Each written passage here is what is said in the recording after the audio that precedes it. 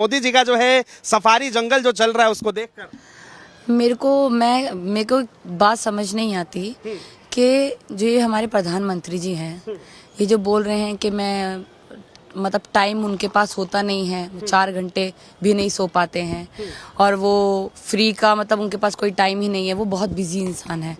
जंगलों में घूम के मुझे लगता है कि फिल्म शूटिंग में जितने लोग टोटल जितने कैमरामैन्स नहीं होते होंगे, उनके एक ये सफारी में शूट करने के लिए लोग लगते होंगे। मतलब इस तरह से वो चश्मा लगा रहे हैं। अरे आपके ऊपर बुढ़ापा है, आप काम करिए जनता के लिए। आपका सजने समझने का टाइम नहीं है। 10 कपड़े चेंज कर कई लाख के सूट पहनकर, कई हजारों की लाखों की टोपियां पहनकर, घड़ियां पहनकर, चश्मे पहनकर आप ये छोटी हरकतें कर रहे हैं जो शोभा नहीं देता इंडिया के प्रधानमंत्री को।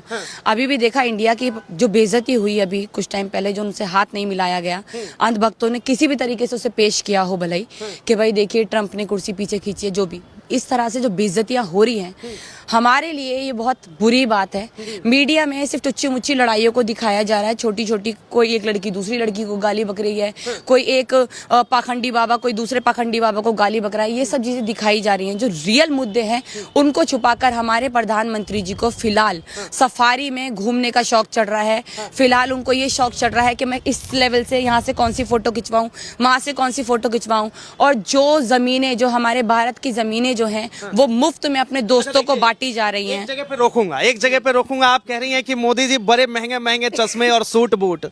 हमारे मोदी जी फकीर हैं। अगर उन्होंने एक दिन के लिए चश्मा पहन लिया, टोपी पहन लिया, तो इससे क्या दिक्कत है? काश उन्होंने एक दिन के लिए पहना होता।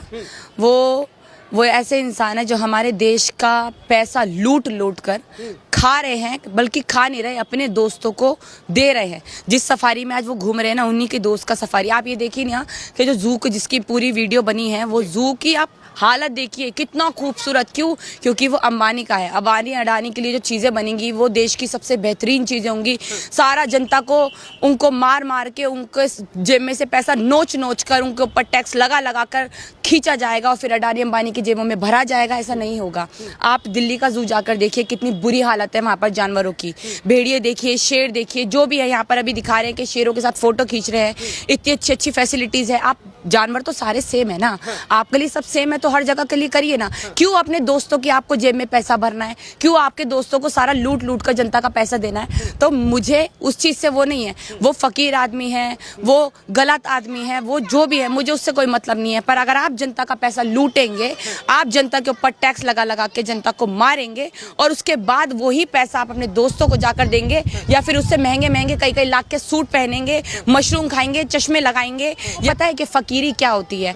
आप जाकर देखिए नुक्कड़ नाटक, जो भी नुक्कड़ों पे क्या क्या हालत हो रही है। बीजेपी के एक समर्थक ने जो है सुबह सुबह ट्वीट कर दिया, मैं पढ़ रहा था, तो उस पर लिखा हुआ था कि शेर जो होता है ना, वो शेर के बच्चों के साथ ही फोटो खिंचवाता है और खेलता है। वैसे तो ऐसा ही मोदी जी कहते हैं 56 इंच का सीना वाला प्रधानमंत्री है। मोदी जी बुरा मत मानिएगा, और प्लीज बीजेपी के कुछ नेता जिन्होंने ये बात बोली है, बुरा मत मानिएगा। सारे जू में जाकर उन्होंने कितने सारे जानवरों के साथ फोटो खिंचवाए हैं। और अगर ये 56 इंच का सीना, ये छोटी बात है, अगर आपको करनी है ना, देखिए 56, 57, 58 इंच का बोलने से कुछ नहीं होता। काम करने पड़ते हैं जनता के लिए। अगर आपका 56 इंच का सीना है ना, तो देश की बेटी के साथ जो हो रहा है ना, उसके रोक के दिखाइए। आपकी भतीजी भांजी का पटुआ खो जाता है तो पूरी पुलिस काम में लग जाती है। देश की बेटी की आबरू बेइज्जत हो जाती है, सब कुछ खत्म हो जाता है, उसके माँ बाप खत्म हो जाते हैं, उसके रेप के पीछे सब कुछ खत्म हो जाता है, पर उसको एक बार भी देखा नहीं जाता। हाथरस में जो केस हुआ, उस बच्ची को रात ही रात फिर से दोबारा से रात ही रात में जला दिया गया। उसके माँ बाप को उसकी बॉडी भी नहीं सौंपी गई। तो अगर ये सब चीजें केस होंगे, देखा जाएगा, तो काय का आपका 56 इंच का सीना? फिर तो हम 56 इंच क्या 16 इंच का भी नहीं कहेंगे इसको। अगर आप अपनी देश की बच्ची को नहीं बचा पा रहे हैं, आप अपनी देश की गरीब जनता को नहीं बचा पा रहे हैं, आप अपनी देश के गरीबों को, जो हमारे युवा हैं, उनको रोजगार नहीं दे पा रहे, तो काय का 56 इंच का सीना आपका? तो हमें ना आपका 56 इंच का सीना चाहिए, ना ही आप ऐसे जो हमारे प्रधानमंत्री है इस हालत में आपको चाहिए। देखिए, मुझे मोदी जी से कोई प्रॉब्लम नहीं है।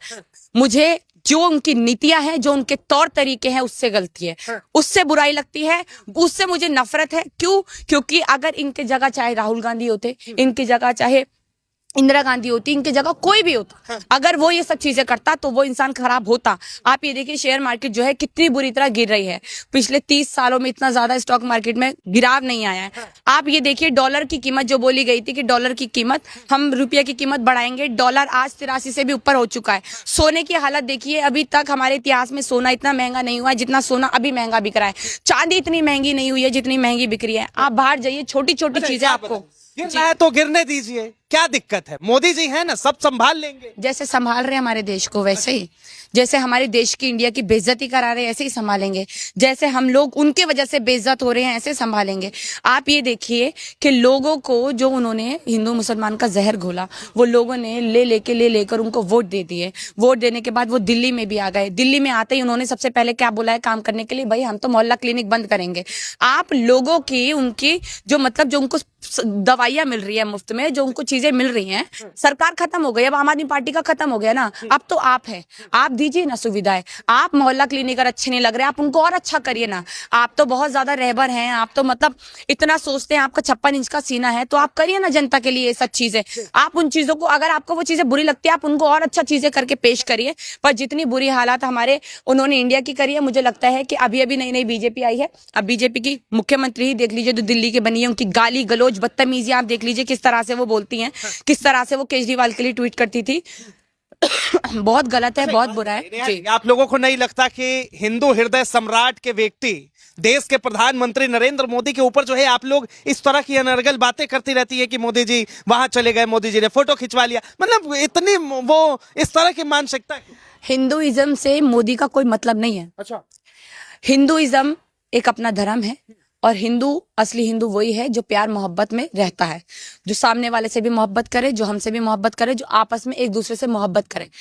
और असली मुसलमान भी वही है जो सामने वाले से मोहब्बत करे, हिंदुओं से मोहब्बत करे। चाहे वो हिंदू हो या मुसलमान हो, कट्टरवाद हर चीज में बुरा है, हर चीज में घटिया है। अगर आप बात कर रहे हैं हिंदू हृदय सम्राट की, जो आप मोदी जी को बोल रहे हैं, हमारा हिंदुइज्म को पहचानने के लिए हमें मोदी की जरूरत नहीं है।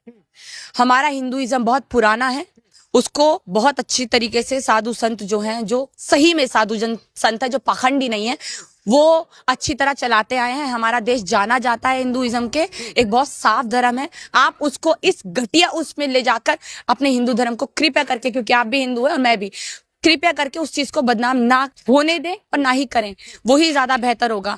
और दूसरी चीज, मुझे लगता है कि अगर आप देश के प्रधानमंत्री हैं तो आपका कोई धर्म नहीं है, आपका कोई कास्ट नहीं है, आप कोई गरीब नहीं है, आप कोई अमीर नहीं है। आप देश के प्रधानमंत्री हैं तो देश में गरीब, अमीर, मुसलमान, हिंदू, किसी भी जाति धर्म का इंसान रहेगा, आपको सबके बारे में सेम सोचना पड़ेगा। आपको सबके बारे में एक ही सोच रखनी पड़ेगी। आप लोगों को ये देखकर, आप देखिए ना कि अभी काफी सारे हमने देखा कि उनको बोला जा रहा है कि भाई अपनी दुकानों के बाहर लिखो कि भैया तुम मुसलमान हो या मुसलमान की दुकान है, ताकि पता चले। और उसके बाद फिर आप देखिए कि कुंभ में मना कर दिया गया कि हमें लोगों के ऊपर विश्वास नहीं है। जब डॉक्टर्स जो थे, जो गए थे, जो मुसलमान थे, वहां पर जब उनकी जान बचाई गई, आपने उनको आने के क्यों नहीं रोका? आपने जान बचाने के लिए क्यों नहीं रोका? बोलती है ना कि उनको जान मुसलमान नहीं बचाएगा। भैया हमें मुसलमान डॉक्टर चाहिए ही नहीं। जब खून की जरूरत होती है तो खून पर भी लिखना चाहिए नाम कि ये हिंदू मुसलमान का खून है, ये मुसलमान अगर मुसलमान का लेगा, हिंदू हिंदू का लेगा। अगर आपको हिंदू मुसलमानों से इतना ही ज्यादा फर्क पड़ता है तो दवाइयों पे, खून पर, हर चीज पे लिखा जाना चाहिए कि भैया ये मुसलमान के हाथों की है। उन चीजों को मना नहीं करेगा कोई, पर जिससे राजनीति की रोटियां सिकती है, जिससे राजनीति की रोटियां गर्म होती हैं, वही चीज आप राजनीति में लेकर आएंगे और लोगों को बेवकूफ बनाएंगे, जो बहुत गलत है। अच्छा, एक आखिरी सवाल, क्या आपको नहीं लगता कि जब शेयर मार्केट जो है अपने ऊपर जा रहा था, जब अप हो रहा था, तब उस टाइम जो है विपक्ष के किसी नेता ने आवाज नहीं उठाई? अब जो है थोड़ा डाउन हो गया तो अब जो है सब के सब सवाल उठा रहे और मोदी जी के चेहरे पे थोड़ी शिकन भी नहीं। मैं तो कह रही हूँ विपक्ष, देखिए विपक्ष अगर मजबूत होगा तो कभी भी जो सरकार है वो मजबूत इस तरह से नहीं हो पाएगी कि वो जनता को, देश को लूट ही ले, वो ऐसे नहीं हो पाएगी। अगर हम बात करें कि विपक्ष को काफी सारे पहले भी मुद्दे उठे हैं जहां पर अपनी बोली रखनी चाहिए थी, अपनी आवाज उठानी चाहिए थी उनको, और न्याय की उनको मांगना चाहिए था न्याय, पर कई जगहों पे नहीं माना गया। तो इसलिए आज विपक्ष की गलती है, मैं मानती हूँ, पर अगर विपक्ष की गलती है तो विपक्ष को अभी फिलहाल साइड में रख के, जिसके हाथ में सारी ताकत है, जिसके हाथ में सब कुछ है, उनको सोचना चाहिए।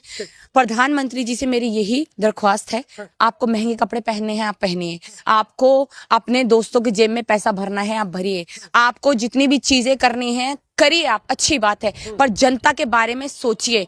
जो हमारे देश का रुपया जो है डूबता जा रहा है, हमारी जनता का जो टैक्स भर भर के लगा रहे हैं, जो भी आप हमारी देश की जनता के साथ गलत काम कर रहे हैं, कृपया करके उसे रोक दीजिए। जनता की बहुत बुरी हालत है, रोजगार चाहिए, लड़कियों की सुरक्षा चाहिए, हमें स्कूल चाहिए, हॉस्पिटल चाहिए।